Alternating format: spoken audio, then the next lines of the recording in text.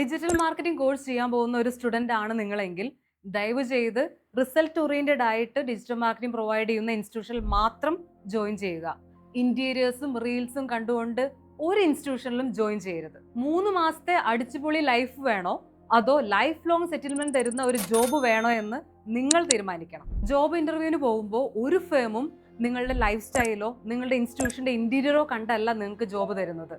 നിങ്ങൾക്ക് റിയൽ ആയിട്ട് result oriented ആയി ക്യാമ്പയിൻ ചെയ്യാനുള്ള ക്യാപ്പബിലിറ്റി ഉണ്ടോ എന്നാണ് അവർ ചെക്ക് ചെയ്യുന്നത്. ഒരു ഫേം ഒരു ഡിജിറ്റൽ മാർക്കറ്റിംഗ് കാൻഡിഡേറ്റിനെ ഹയർ ചെയ്യുമ്പോൾ വീണ്ടും അയാൾക്ക് ട്രെയിനിങ് കൊടുക്കേണ്ട ഗതികേട് വരുമോ എന്ന് പ്രത്യേകം ശ്രദ്ധിക്കും.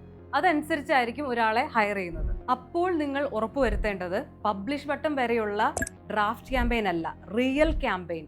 ആഡ്സ് മാനേജറിൽ ക്യാഷ് ഇട്ട് എൻക്വയറീസ് കൊണ്ടുവന്ന് A/B ടെസ്റ്റിംഗ് ചെയ്ത് റിസൾട്ട് അനാലിസിസ് ചെയ്യുന്ന റിയൽ റിസൾട്ട് ഓറിയന്റഡ് ക്യാമ്പയിൻസ് ആണോ നിങ്ങളുടെ ഇൻസ്റ്റിറ്റ്യൂഷൻ പ്രൊവൈഡ് ചെയ്യുന്നത്? ഇതാണ് നിങ്ങൾ ഉറപ്പുവരുത്തേണ്ടത്. ഇന്റർനാഷണൽ ക്ലയൻസിനെ ഹാൻഡിൽ ചെയ്യുന്ന ഗോൾഡൻ ക്യൂബിന്റെ ഇന്റൻസീവ് ഡിജിറ്റൽ മാർക്കറ്റിംഗ് കോഴ്സിൽ ജോയിൻ ചെയ്യൂ. It's result oriented, not draft campaigns.